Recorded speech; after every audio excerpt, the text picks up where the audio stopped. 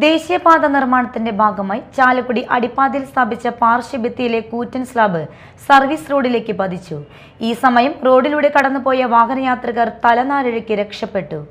അടിപ്പാത നിർമ്മാണത്തിനായി മണ്ണടിച്ചുയർത്തിയ ഭാഗത്ത് സ്ഥാപിച്ച കോൺക്രീറ്റ് പാർശ്വഭിത്തികളിലെ ഒന്നാണ് താഴേക്ക് വീണത്. ചാലക്കുടിയിലേക്കുള്ള ട്രാക്കിൽ മുരിങ്ങൂരിന് സമീപത്താണ് കോൺക്രീറ്റ് സ്ലാബ് സർവീസ് റോഡിലേക്ക് വീണത്.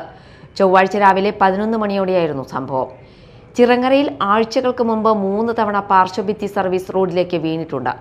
അശാസ്ത്രീയമായ നിർമ്മാണമാണ് ഇതിന് കാരണമെന്നാണ് ആരോപണം. മണ്ണിട്ട് റോഡ് ഉയർത്തുമ്പോൾ സ്വീകരിക്കേണ്ടതായ ശാസ്ത്രീയ നിർമ്മാണ രീതികൾ ഇവിടെ ചെയ്യുന്നില്ലെന്നും ആക്ഷേപമുണ്ട്. പാർശ്വഭിത്തികൾ വീഴുമ്പോൾ ഉടൻ അത് സർവീസ് റോഡിൽ നിന്നും നീക്കം ചെയ്ത് വീണ്ടും ഘടിപ്പിക്കുന്നത് മാത്രമാണ് ഇവിടെ നടക്കുന്നത്.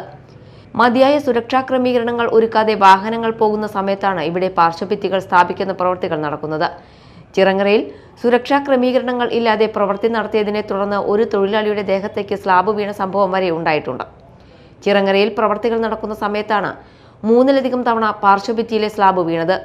എന്നാൽ മുരിങ്ങൂരിൽ ദിവസങ്ങൾക്ക് മുമ്പ് സ്ഥാപിച്ച സ്ലാബാണ് പാർശ്വഭിത്തിയിൽ നിന്നും അടർന്നു വീണത്.